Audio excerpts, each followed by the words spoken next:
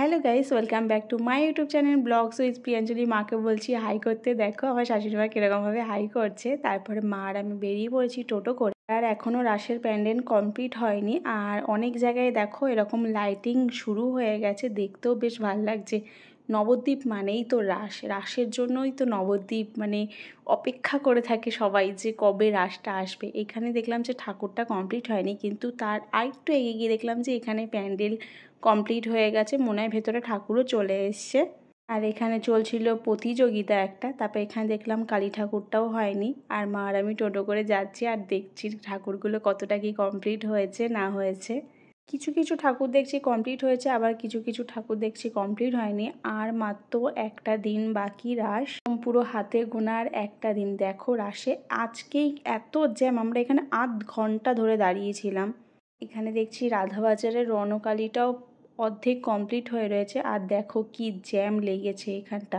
আমাদের তো টোটোওয়ালা অর্ধেক রাস্তা নামিয়েই চলে গেছে, কারণ এত ভিড়।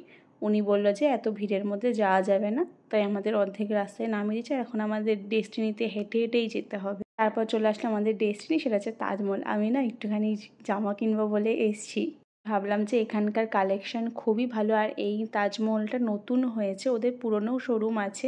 আমি ওই গ্রিন আর হোয়াইটটা নিয়েছি, তোমাদের পরে অন্য কোনো একটা ভিডিওতে দেখাবো।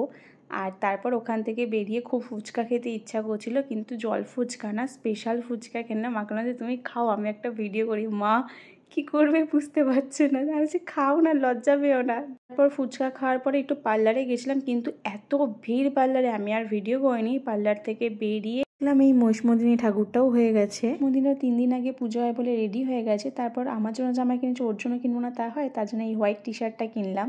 তারপর একটু ঘরের জন্য কৌটো কাউটি তেলের বোতল এইগুলো কেনার ছিল, তাই মাকে নিয়ে বললাম যে চলো, আজকে ধরুন একটু রাতই হয়েছে, একটু রাত করেই বাড়ি যাব।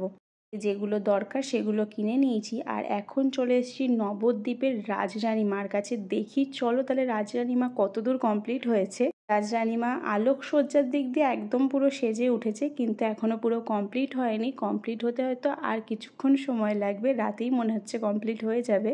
তারপরে বাড়ি যাওয়ার পথে আরেকটা প্যান্ডেল পড়লো, যেটাও কমপ্লিট হয়ে গেছে। এটার লাইটিং প্যান্ডেল বলো অসাধারণ লাগছে। আজকে তো আমরা টোটো করে ঘুরছি, আর কাল থেকে কোনো টোটো অ্যালাউ নেই জানো রাস্তায়। এখানে তো একদিন আগেই বাজনা চলে এসছে। এখন প্রায় বাড়ির কাছাকাছি চলে এসছি। চলো তাহলে আজকে ভিডিওটা এখানেই শেষ করছি, দেখা হচ্ছে নতুন একটা ভিডিওতে। Tata, bye bye.